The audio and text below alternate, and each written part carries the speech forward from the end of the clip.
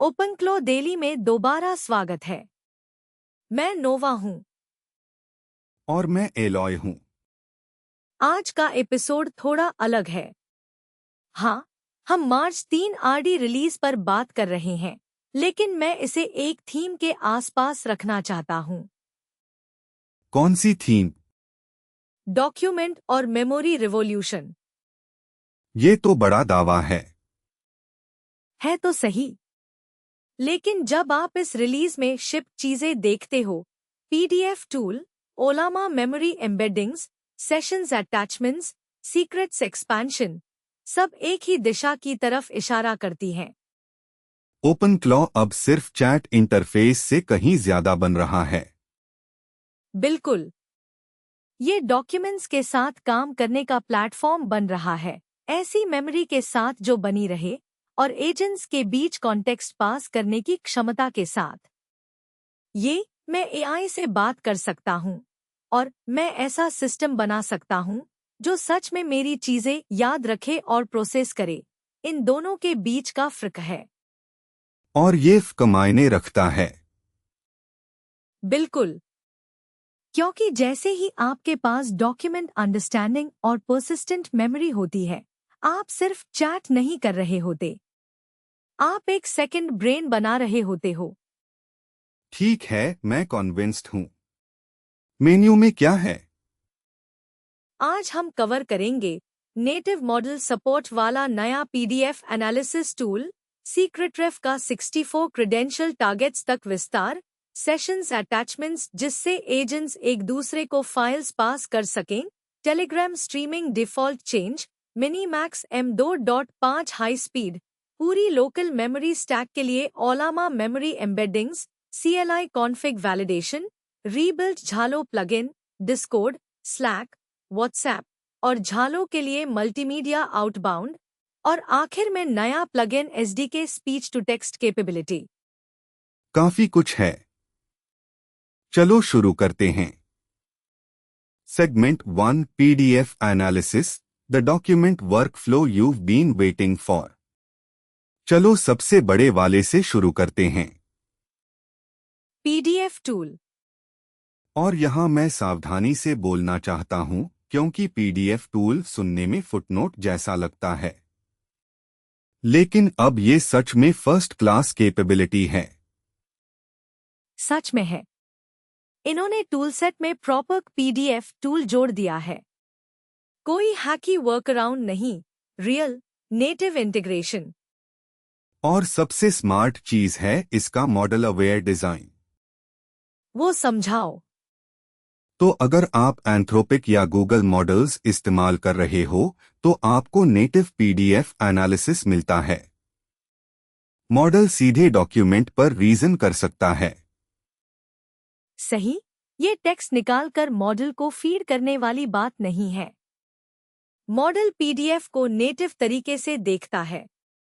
बिल्कुल। बाकी मॉडल्स के लिए फॉलबैक है, जो टेक्स्ट और इमेजेस एक्सट्रैक्ट करके आगे पास करता है। लेकिन जिन मॉडल्स में सपोर्ट है, वहां प्रीमियम एक्सपीरियंस मिलता है। और कॉन्फ़िगरेबल डिफ़ॉल्ट्स भी हैं। हाँ, आप अपनी प्रेफरेंसेस सेट कर सकते हो। पेज रेंजेस, मैक्स बाइट्स वगैरह। मतलब वन साइज फिट्स ऑल नहीं है। यही वो चीज है जो ओपनक्लो को असली काम के लिए वायबल बनाती है। मैं क्यों कह रहा हूँ, बताता हूँ। पहले अगर आपको किसी डॉक्यूमेंट को एनालाइज करना होता, तो एक्सट्रैक्शन खुद करनी पड़ती थी। शायद कोई अलग टूल, कुछ पाइपिंग और उम्मीद की फॉर्मेटिंग बच जाए। या फिर आप करते ही नहीं थे। बिल्कुल। और इसका मतलब था कि असिस्टेंट आपके कॉन्ट्रैक्ट्स, इनवॉइसेस, रिसर्च पेपर्स, रेस्यूमेस देख ही नहीं सकता था। जो बहुत बड़ा गैप है। क्योंकि ज्यादातर असली काम डॉक्यूमेंट्स से जुड़ा होता है। सोचो आपकी प्रोफेशनल लाइफ का कितना हिस्सा पीडीएफ्स है। Contracts, receipts, reports, white papers, presentations जो पीडीएफ बन गए, लिस्ट खत्म ही नहीं होती। सच में अंत नहीं है। और हमारे पास ऐसा असिस्टेंट था जो रीजन कर सकता था, एनालाइज कर सकता था, सिंथेसाइज कर सकता था, लेकिन वो आपके असली डॉक्यूमेंट्स देख नहीं पा रहा था। जैसे कोई ब्रिलियंट कॉलीग हो लेकिन उसकी आंखों पर पट्टी बंधी हो। बिल्कुल। अब वो पट्टी हट गई। और वर्कफ्लो सीधा है। पीडीएफ दो, सवाल पूछो, जवाब लो। बस। कोई प्री प्रोसेसिंग नहीं, कोई एक्सट्रैक्शन स्क्रिप्ट्स नहीं, कोई मिडलवेयर नहीं। ये वैसा फीचर है जो छोटा लगता है जब तक आपको एहसास न हो जाए कि कितनी चीजें अचानक पॉसिबल हो गईं। जैसे क्या? कॉन्ट्रैक्ट्स। आप असिस्टेंट से कॉन्ट्रैक्ट रिव्यू करवा सकते हो और अनयूजुअल क्लॉजेस फ्लैग करवा सकते हो। क्या इसमें ऑटोमेटिक रिन्यूअल है? टर्मिनेशन नोटिस पीरियड क्या है? इंडेमनिटी क्लॉजेस एक तरफा तो नहीं है। इनवॉइसेस, उन्हें पॉज से ऑटोमेटिकली मैच करो। ये इनवॉइस $5,000 का है लेकिन पीओ $4,500 का था। इसे फ्लैग करो। रिसर्च। पेपर्स समराइज करो, फाइंडिंग्स निकालो, मल्टीपल पेपर्स की कंक्लूजन्स कंपेयर करो। इन 3 पेपर्स में किस बात पर सहमति है? कहाँ असहमति है? रेस्यूमेस, स्केल पर कैंडिडेट स्क्रीनिंग। क्या इस कैंडिडेट को क्यूबरनीट्स और गो का एक्सपीरियंस है? बुलेट पॉइंट्स में समरी दो। कंप्लायंस। इस प्राइवेसी पॉलिसी से डेटा रिटेंशन पीरियड्स निकालो। क्या ये जीडीपीआर कंप्लायंट हैं? अचानक असिस्टेंट उसी जानकारी के साथ काम कर सकता है जिसके साथ आप करते हो। और ये सिर्फ ऑब्वियस केसेस तक सीमित नहीं है। लोग ऐसे क्रिएटिव यूज केसेस निकालेंगे जिनके बारे में हमने सोचा भी नहीं होगा। हमेशा ऐसा ही होता है। एक और चीज, कॉन्फ़िगरेबल डिफ़ॉल्ट्स। अलग यूज केसेस के लिए ये सच में महत्वपूर्ण है। कैसे? अगर आप 10 पेज का कॉन्ट्रैक्ट प्रोसेस कर रहे हो तो शायद सारे पेजेस चाहिए होंगे। सही। लेकिन अगर 500 पेज की फाइनेंशियल रिपोर्ट है और आपको सिर्फ पेज 3 का एग्जीक्यूटिव समरी चाहिए, तो पेज रेंज सेट कर सकते हो। बिल्कुल। या अगर 50 मेगाबाइट का स्कैन डॉक्यूमेंट है जिसमें ज्यादातर इमेजेस हैं, तो आप साइज लिमिट करना चाहोगे। उसके लिए मैक्स बाइट्स है। ये सिर्फ कॉन्फ़िगरेशन के लिए कॉन्फ़िगरेशन नहीं है। ये रियल वर्क फ्लोज के प्रैक्टिकल कंट्रोल्स हैं। और यही अच्छी तरह डिजाइन फीचर की पहचान है। बिल्कुल। Segment 2 ओलामा memory embeddings, your full local memory stack. और यहीं पर मेमोरी आती है। ओलामा मेमोरी एम्बेडिंग्स। ये बहुत बड़ा है। अब आप ओलामा को मेमोरी सर्च प्रोवाइडर की तरह इस्तेमाल कर सकते हो। मतलब अब आपके पास फुली लोकल मेमोरी स्टैक हो सकता है। कोई क्लाउड सर्विसेज नहीं, कोई एक्सटर्नल एपीआईज नहीं, सब कुछ आपकी मशीन पर। पूरा पैकेज। और बात सिर्फ एम्बेडिंग्स की नहीं है, पूरा फ्लो है। सर्च ओलामा से, रिट्रीवल ओलामा से, स्टोरेज ओलामा में। तो अगर आप प्राइवेसी को सच में गंभीरता से लेते हो, ये वही रिलीज है। क्योंकि अब कोई बहाना नहीं है। पूरा सिस्टम लोकल चला सकते हो। डॉक्यूमेंट्स, मेमोरी, इन्फ्रेंस, सब कुछ। और अब ये कॉम्प्रोमाइज भी नहीं लगता। कैसे? 1 साल पहले लोकल ओनली का मतलब था बहुत कुछ छोड़ना। कमजोर models, slow search, no multi model. वो तेजी से बदल रहा है। बिल्कुल। वैसे mini max M2.5 high speed भी इसी रिलीज में है। ओह हाँ, ये मेंशन करना चाहिए। मिनीमैक्स M2.5 हाई स्पीड के लिए फर्स्ट क्लास सपोर्ट। ये M2.5 का फास्टर वेरिएंट है। और अगर आप लोकल चला रहे हो तो यही मॉडल चाहिए। Fast, capable, no API latency. तो PDF टूल, ओलामा मेमोरी और नया मिनीमैक्स वेरिएंट मिलकर एक कंप्लीट लोकल वर्कफ्लो बनता है। और वो वर्कफ्लो है डॉक्यूमेंट पढ़ो, समझो, जो सीखा स्टोर करो, बाद में रिट्रीव करो। वही तो सेकंड ब्रेन है। सच में है। एक तस्वीर बनाते हैं। मंडे मॉर्निंग है। आप असिस्टेंट से पूछते हो, पिछले हफ्ते की मीटिंग में मार्केटिंग बजट पर क्या तय हुआ था? वो आपकी लोकल मेमोरी खोजता है, रेलेवेंट नोट्स निकालता है, जवाब देता है।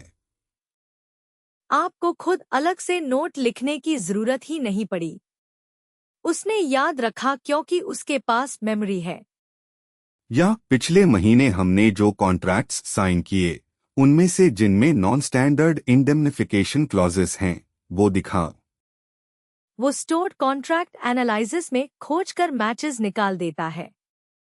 ये फ्यूचर की बात नहीं है, ये इसी रिलीज में है। और सब लोकल रहता है। यही प्राइवेसी एंगल है। अगर आप सेंसिटिव बिजनेस डॉक्यूमेंट्स संभालते हो तो शायद आप उन्हें क्लाउड एपीआई पर नहीं भेजना चाहोगे। अब भेजने की जरूरत नहीं। इससे बहुत सारे यूज केसेस का कैलकुलस बदल जाता है। सही। हेल्थ केयर, लीगल, फाइनेंस, कोई भी फील्ड जहां कॉन्फिडेंशियलिटी जरूरी है। बिल्कुल। अब आपके पास ऐसा एआई असिस्टेंट हो सकता है जो सब में मदद करे और डेटा ब्रीच रिस्क न बनाए। बहुत दमदार। और ये सब एक ही रिलीज में। Segment 3, secret ref expansion, 64 targets and fail fast security. चलो सीक्रेट्स की बात करते हैं। सीक्रेट रेफ एक्सपेंशन। अब 64 क्रेडेंशियल टारगेट्स कवर होते हैं। पहले कितने थे? 20 कुछ ऐसा ही। ये बड़ा एक्सपेंशन है, 3 गुना से भी ज्यादा। और दूसरी बड़ी चीज है fail fast behaviour. Unresolved secret refs अब एक्टिव सरफेसेस पर फेल फास्ट करते हैं। यानी अगर आप क्रेडेंशियल रेफरेंस इस्तेमाल कर रहे हो और वो रिजॉल्व नहीं होता, तो सिस्टम ब्रोकन रेफरेंस के साथ आगे बढ़ने के बजाय रुक जाएगा। ये बहुत जरूरी है, क्योंकि ब्रोकन सीक्रेट्स खतरनाक होते हैं। इसी से सटल बग्स बनते हैं या उससे भी बुरा, सिक्योरिटी होल्स। सही। आप नहीं चाहोगे कि सिस्टम चुपचाप डिफॉल्ट या एम्प्टी वैल्यू इस्तेमाल करे। आप चाहोगे कि वो जोर से चिल्लाए। बिल्कुल। Fail fast, fail loud. और 64 टारगेट्स में ज्यादातर प्रैक्टिकल जरूरतें कवर हो जाती हैं। GitHub, AWS, Google, azure, databases, API keys, SSH, usual suspects. और कुछ कम कॉमन वाले भी। यही तो बात है। इंटीग्रेशंस का लॉन्ग टेल भी कवर है। और ये डॉक्यूमेंट और मेमोरी वाली थीम से जुड़ता है। जुड़ता है एक्चुअली, क्योंकि जैसे ही आपका असिस्टेंट डॉक्यूमेंट्स पर काम करता है और मेमोरी स्टोर करता है, वो सेंसिटिव डेटा हैंडल कर रहा है। Contracts, personal notes, business data, proprietary research. तब सॉलिड सीक्रेट्स मैनेजमेंट चाहिए। बिल्कुल। ये नए यूज केसेस के लिए इंफ्रास्ट्रक्चर है। और ऑटोमेटेड पाइपलाइंस में फेल फास्ट बिहेवियर खास तौर पर जरूरी है। क्यों? क्योंकि ऑटोमेटेड वर्कफ्लो में सीक्रेट साइलेंटली फेल हो जाए तो घंटों तक पता नहीं चलता, कभी कभी दिनों तक। और तब तक क्या क्या हो गया, कौन जाने। सही। अब वो तुरंत फेल होगा।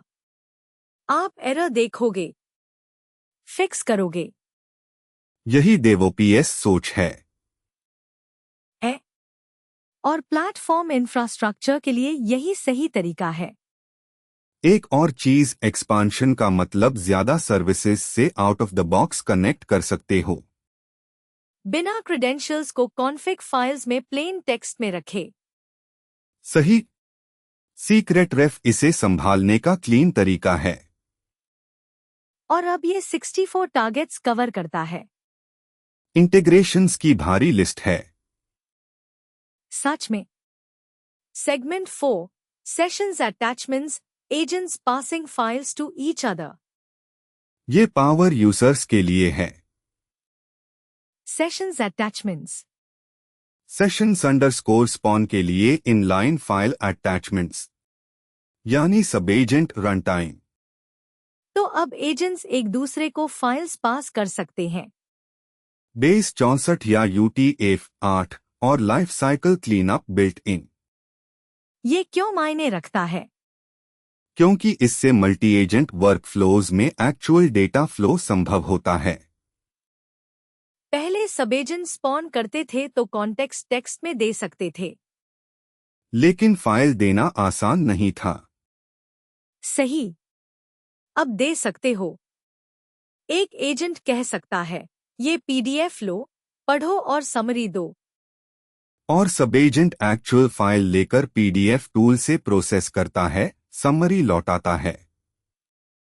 यही पाइपलाइन है। यही कॉम्पोजिशन है। और रियल सिस्टम्स कॉम्पोजिशन से बनते हैं। और क्लीनअप ऑटोमेटिक है। हाँ, लाइफ साइकिल मैनेज्ड है। फाइल्स ढेर नहीं लगाती। यही बोरिंग लेकिन इम्पोर्टेंट हिस्सा है। स्केल पर यूसेबिलिटी वही बोरिंग हिस्से तय करते हैं। कोई लाइफ साइकिल मैनेजमेंट सेलिब्रेट नहीं करता, लेकिन टूट जाए तो सब शिकायत करते हैं। तो इस फीचर और PDF टूल से आप पूरी तरह लोकल डॉक्यूमेंट प्रोसेसिंग पाइपलाइंस बना सकते हो, जो मेमोरी सिस्टम में फीड करती हैं, जो सीक्रेट्स सिस्टम से जुड़ती हैं। सब कनेक्टेड है। यही आर्किटेक्चर है। एक एग्जाम्पल पाइपलाइन बताओ। मान लो आपके पास इनवॉइसेस का फोल्डर है। ठीक। एजेंट ए डायरेक्टरी में फाइल्स लिस्ट करो, PDFs ढूंढो, एजेंट बी को पास करो। एजेंट बी, हर PDF से टोटल अमाउंट और डेट निकालो, डेटा एजेंट सी को भेजो। एजेंट सी, बिलिंग सिस्टम से कंपेयर करो, डिस्क्रिपेंसीज फ्लैग करो। ये 3 स्टेज पाइपलाइन है। सब लोकल, सब ऑटोमेटेड। और आपको मैन्युअली कुछ प्रोसेस नहीं करना पड़ा। यही कॉम्पोजिशन की ताकत है। और इसे जोड़कर रखता है सेशंस अटैचमेंट्स। बिल्कुल। सेगमेंट 5 टेलीग्राम स्ट्रीमिंग, झालो and multimedia, the UX improvements. चलो अब कुछ क्वालिटी ऑफ लाइफ चीजों पर आते हैं। ठीक है। Telegram streaming defaults. ये सिंपल है, लेकिन महत्वपूर्ण। अब डिफॉल्ट पार्शियल स्ट्रीमिंग है, ऑफ नहीं। नई सेटअप्स में out of the box live preview मिलता है। मतलब टेलीग्राम पर ओपनक्लॉ पहली बार इंस्टॉल करते ही स्ट्रीमिंग रिस्पॉन्स दिखता है। पहले डिफॉल्ट ऑफ था और ज्यादातर लोगों ने इसे कभी ऑन ही नहीं किया। बिल्कुल। वो बेहतर एक्सपीरियंस मिस कर रहे थे।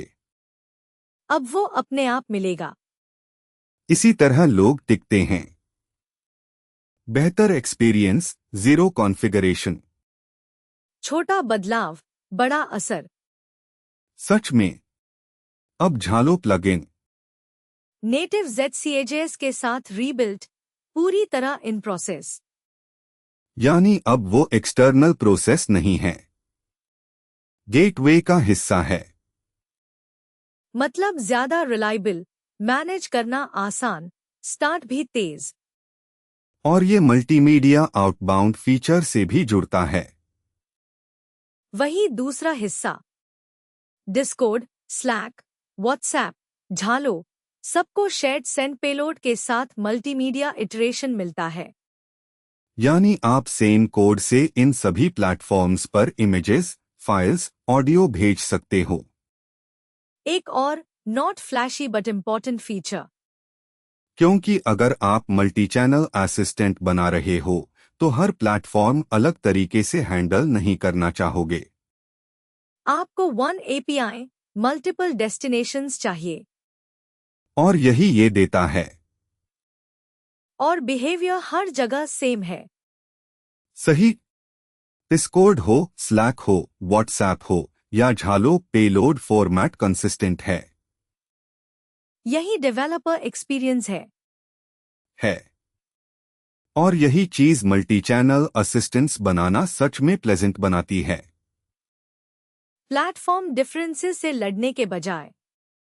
Exactly. Segment 6 CLI config validation and plugin SDK STT। दो और quick wins. CLI config validation. OpenClaw config validate जसो गेटवे स्टार्टअप से पहले कॉन्फ़िग एरर्स पकड़ लेता है। डिप्लॉयमेंट के लिए बहुत बड़ा। क्योंकि सबसे बुरा क्या है? गेटवे स्टार्ट करो और पहली रिक्वेस्ट पर कॉन्फ़िग टाइपो की वजह से क्रैश हो जाए। या उससे भी बुरा, स्टार्टअप ठीक लगे और 3 घंटे बाद किसी स्पेसिफिक कॉन्फ़िग पाथ पर अजीब तरीके से फेल करे। अब पहले वैलिडेट करो। फेल फास्ट, डिप्लॉय से पहले फेल। और एरर मैसेजेस जसों में हैं, तो स्क्रिप्ट्स में पास भी कर सकते हो। Automation friendly. नेचुरली। मुझे ये CI/CD पाइपलाइंस में बहुत पसंद है। हाँ, डिप्लॉयमेंट प्रोसेस का हिस्सा बनाओ, प्रोडक्शन तक पहुंचने से पहले इश्यूज पकड़ो। यही DevOps best practices baked in है। और आखिर में plugin SDK STT। API.runtime.stt.transcribe audio file. Plugins अब स्पीच टू टेक्स्ट कर सकते हैं। ये एक्सटेंसिबिलिटी वाला एंगल है।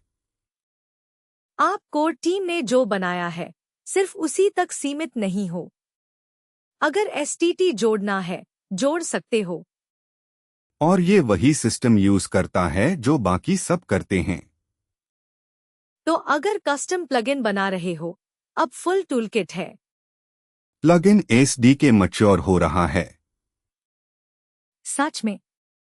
और STT तो बस पहला यूज केस है। आगे लोग क्या क्या बनाएंगे कौन जाने। यही प्लेटफॉर्म प्ले है। बिल्कुल। ओपनक्लॉ सिर्फ प्रोडक्ट नहीं है। ये एक प्लेटफॉर्म है जिस पर लोग बिल्ड कर सकते हैं। और हर रिलीज में बिल्डिंग ब्लॉक्स बढ़ रहे हैं। Exactly. Segment 7 this week in OpenClaw the news. ठीक है, आगे बढ़ने से पहले मैंने इस हफ्ते ओपनक्लॉ की 3 स्टोरीज स्किम की और उन्होंने हमें 3 अलग अलग आईने दिखाए। मैंने भी। एक मार्केट मोमेंटम पर थी, एक अंडर द हुड और एक हार्ड वन ऑपरेशंस रियलिटी पर। इस एपिसोड के लिए परफेक्ट ट्रायड। चलो इन्वेस्ट के मार्च 3 RD वाले मार्केट रीड से शुरू करते हैं। ओपनक्लॉ ने 250,000 गिटहब स्टार्स पार किए और किसी भी पिछले AI प्रोजेक्ट से तेजी से किए। ये पहला बड़ा सिग्नल है, क्योंकि स्पीड प्लस स्केल आमतौर पर मतलब है कि लोग इसे बार बार इस्तेमाल कर रहे हैं, सिर्फ ट्रेंड चेक नहीं कर रहे। उसी हफ्ते C3.ai फोरकास्ट रेवेन्यू से 30% चूक गई और 26% वर्कफोर्स कट अनाउंस किया। कॉन्ट्रास्ट बहुत तेज है। एंटरप्राइज AI लड़खड़ा रहा है, जबकि open source self hosted AI ऊपर जा रहा है। आर्टिकल ने इसका core differentiator local first design को बताया। बिल्कुल। लोकल फर्स्ट कहता है कि आप अपना स्टैक, अपना डेटा, अपनी रिस्क सरफेस खुद ओन कर सकते हो। कोई जायंट मिडल लेयर जरूरी नहीं। ये सेंसिटिव डॉक्यूमेंट्स और रिकरिंग कॉन्टेक्स्ट पर काम करने वाली टीम्स के लिए बड़ा बदलाव है। फिर मार्च 4 का देव डॉट टू पीस आया, जिसने सबसे जरूरी काम किया। उसने ग्रोथ को आर्किटेक्चर में ट्रांसलेट किया। उस पीस ने कहा कि ये मार्केटिंग मैजिक नहीं, इम्प्लीमेंटेशन डिटेल्स हैं। Pi SDK embedding strategy, two layer memory, lane queue concurrency model और हार्टबीट इंजन। ठीक है, इसे प्लेन लैंग्वेज में खोलते हैं। पाई एम्बेडिंग्स वर्कफ्लोज के अक्रॉस कॉन्टेक्स्ट रिप्रेजेंटेशन स्टैंडर्डाइज करने में मदद करते हैं। Two layer memory split OpenClaw को फास्ट रिट्रीवल देते हुए डीपर रिकॉल बचाकर रखने देता है। लेन क्यू कॉन्करेंसी संभालता है ताकि लोड स्पाइक्स में एजेंट्स एक दूसरे पर स्टैम्पीड न करें। और heart beat monitoring stalled components को साइलेंट फेलियर बनने से पहले पकड़ लेती है। यही फर्क है एक बढ़िया दिखने वाले डेमो और भरोसेमंद प्लेटफॉर्म में। उसी डीप डाइव में ये भी था कि इसने गिटहब पर टॉप स्टार्ड प्रोजेक्ट के तौर पर रिएक्ट को पार कर लिया। इस स्पेस में ये कल्चरल माइलस्टोन नजरअंदाज नहीं किया जाता। और क्रिएटर एंगल भी कॉन्टेक्स्ट देता है। ओपन क्लॉ के पीछे ऑस्ट्रियन डेवलपर पीटर स्टेनबर्गर अब ओपनएआई में काम करते हैं।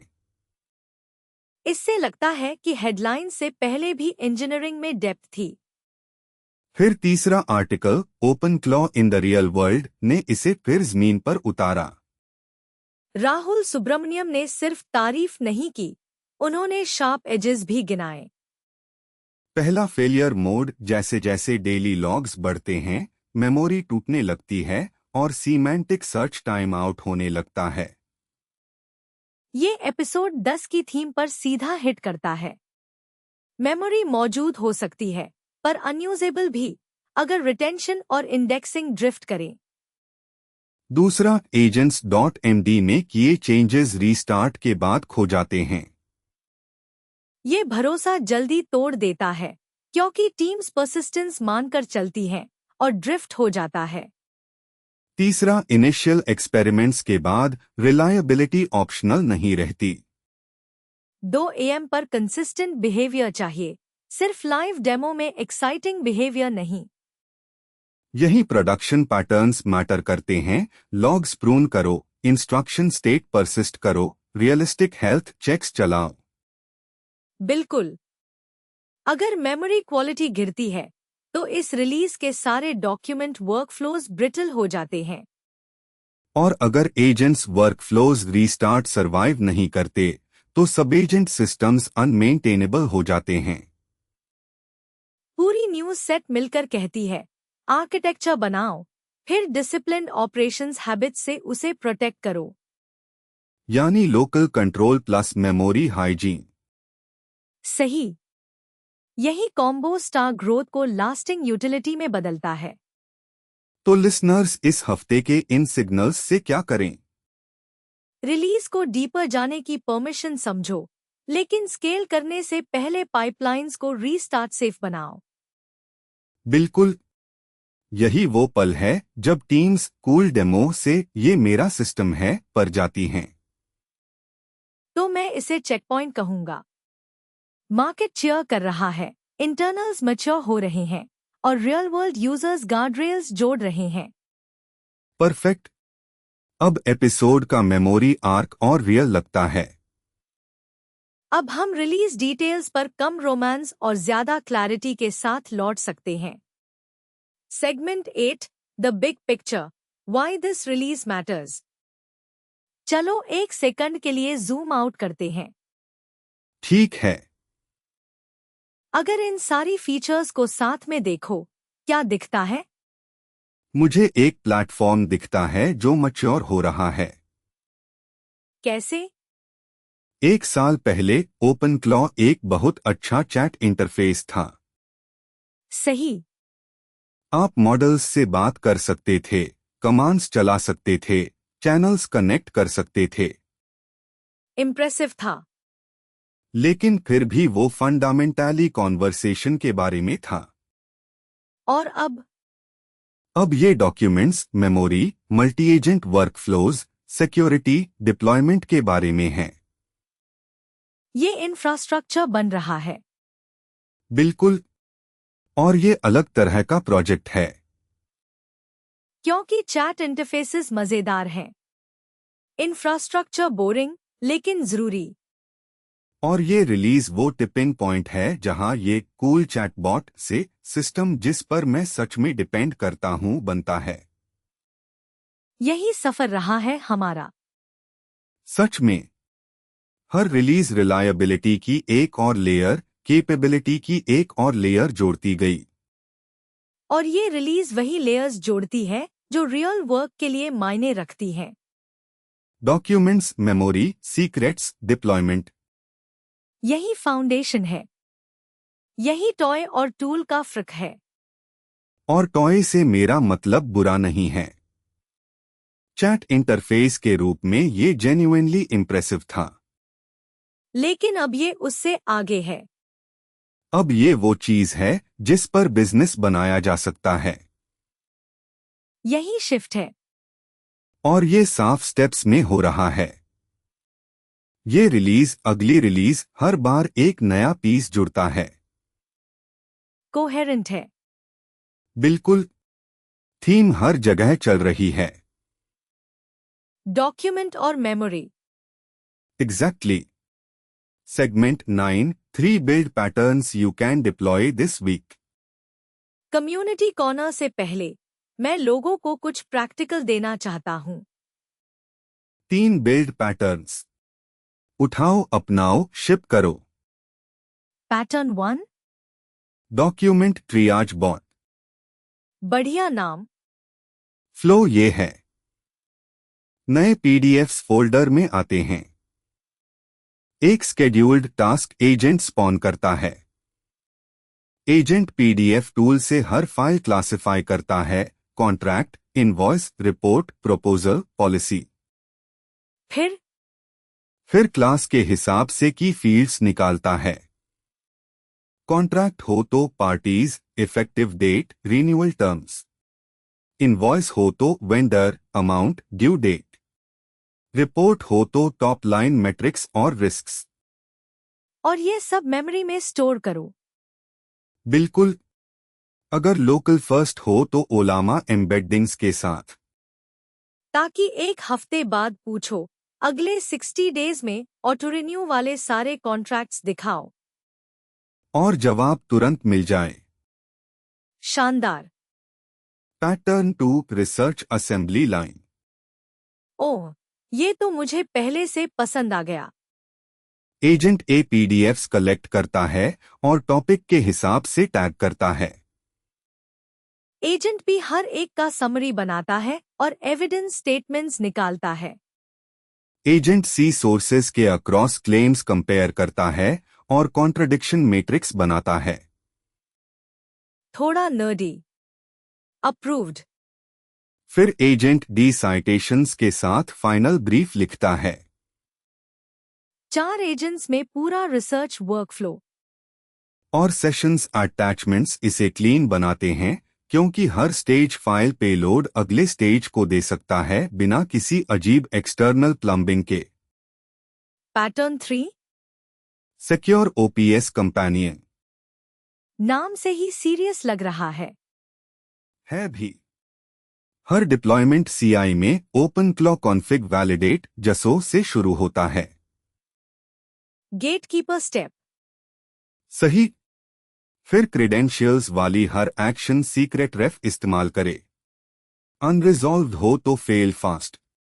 No fall back, no silent defaults. बढ़िया। लंबे टास्क्स के दौरान ऑपरेटर्स को लाइव प्रोग्रेस दिखे, इसके लिए टेलीग्राम में स्ट्रीमिंग पार्शियल रखो।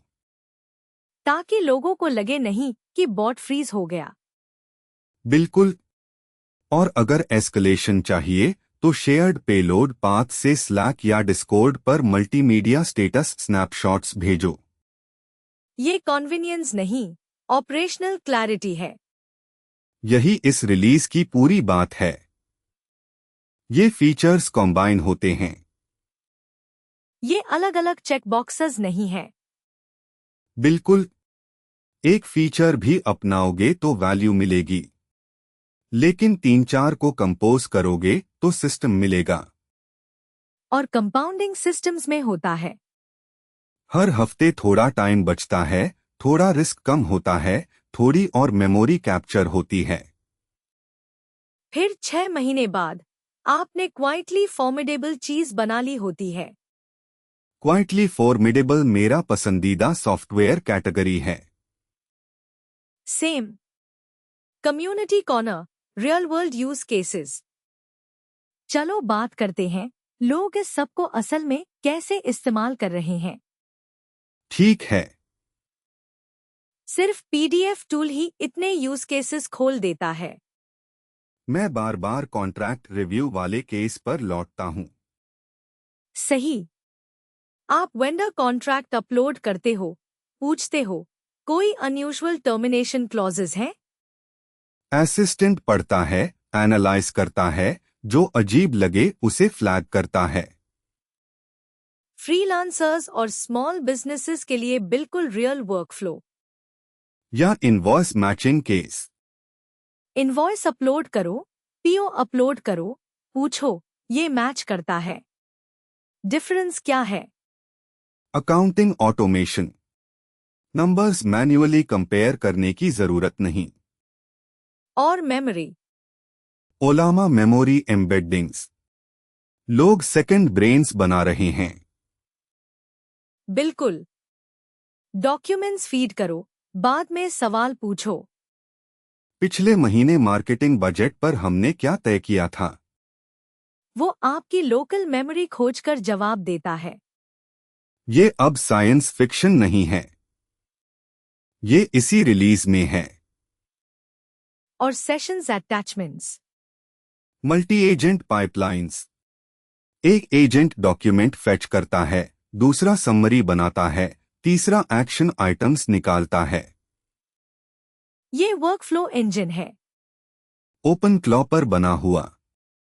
लोग काफी क्रिएटिव चीजें बना रहे हैं। मैंने किसी को लोकल रिसर्च असिस्टेंट का जिक्र करते देखा।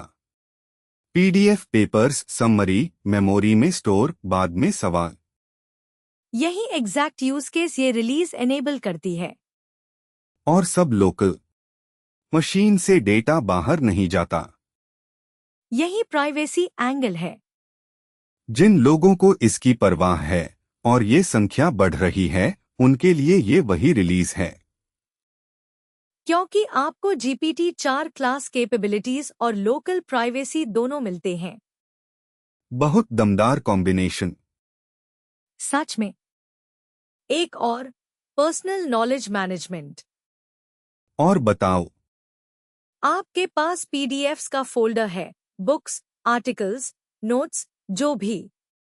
आप उन्हें सिस्टम में डालते हो। पीडीएफ टूल उन्हें पढ़ता है, मेमोरी सिस्टम जरूरी चीजें स्टोर करता है। फिर आप पूछते हो, फ्रेंच रेवोल्यूशन के बारे में मैंने क्या पढ़ा था? वो आपकी पर्सनल लाइब्रेरी से जवाब देता है। ये पर्सनल विकिपीडिया जैसा है, जो ठीक वही जानता है जो आपने पढ़ा है। ये सच में बहुत कूल है।